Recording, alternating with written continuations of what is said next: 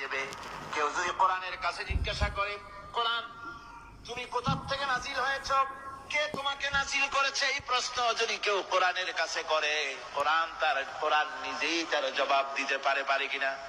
কোরআন নিজেই বলে, তানজিলাম মিম্মান খালাকাল আরদা ওয়াস সামাওয়াতিল উলা। এই কোরআন নাজিল করেছেন তিনি, যিনি ওই সুউচ্চ আকাশ আর জমিনকে যিনি সৃষ্টি করেছেন, সেই আল্লাহ আমারে নাজিল করেছেন।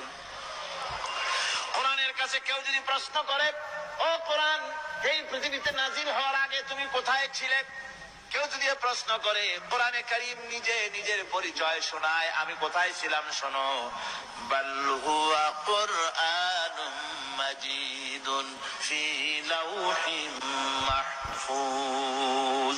বরং এই কিতাব অতীব মর্যাদা সম্পন্ন সুরক্ষিত ফলকে লিপিবদ্ধ ছিল, আমি ছিলাম লৌহে মাহফুজে, সেখান থেকে এসেছি। যদি কেউ প্রশ্ন করে, কোরআন কি কোরআন তুমি কার উপরে অবতীর্ণ হয়েছ, জবাব কোরআন নিজেই দেয়, ওয়া আমিনু বিমা নুজিলা আলা মুহাম্মাদ ওয়া হুয়াল হাক্কু মির রাব্বিহিম। ঈমান আনো সেই জিনিসের উপরে যেটা মুহাম্মদ সাল্লাল্লাহু আলাইহি ওয়াসাল্লামের উপর অবতীর্ণ হয়েছে।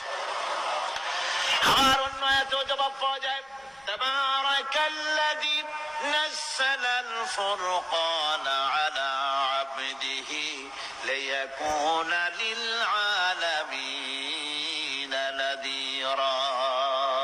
অতীব বরকতপূর্ণ মহান সত্তা সেই আল্লাহ রাব্বুল আলামিন, যিনি তার বান্দার পরে ফুরকান অবতীর্ণ করেছেন। সুবহানাল্লাহি ওয়া বিহামদিহি।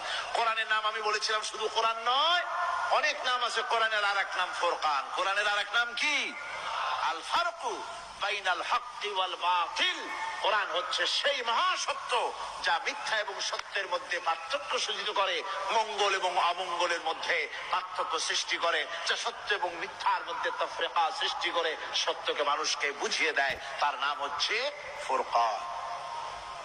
এবার যদি প্রশ্ন করা হয়, ও কোরআন বুঝলাম তুমি লৌহে মাহফুজে ছিলে, বুঝলাম তুমি নবীজির উপরে নাজিল হয়েছো, এবার বলো তুমি কোন মাসে নাজিল হয়েছো, তুমি তো আসছিলা প্রথম, কোন মাসে নাজিল হয়েছো? এ প্রশ্ন যদি কেউ করে, কোরআন তার জবাবে বলবে, শাহরু রমাদানাল্লাযী উনজিলা ফীহিল কুরআন। রমজানের পবিত্র মাসে আমি অবতীর্ণ হয়েছি। সুবহানাল্লাহ। যদি প্রশ্ন করা হয়, রমজানে তো আসছো, কিন্তু প্রথম নাজিল হয়েছিল কোন সময়, ওটা কি দিন ছিল না রাত ছিল? কোরআন তার জবাবে বলে, ইন্না আনজালনাহু ফি লাইলাতিল কদর।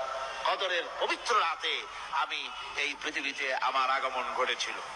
যদি প্রশ্ন করা হয়, বুঝলাম সবই, কেন নাজিল হয়েছে তুমি, এই পৃথিবীর তোমার আসার উদ্দেশ্য কি, মূল কাজটা কি, এই প্রশ্ন যদি করা হয়, কোরআনে কারীম তারা জবাবে বলে, শোনো কেন এসেছি, লিতুখরিজান নাসা মিনাজ যুলুমাতি ইলান নূর।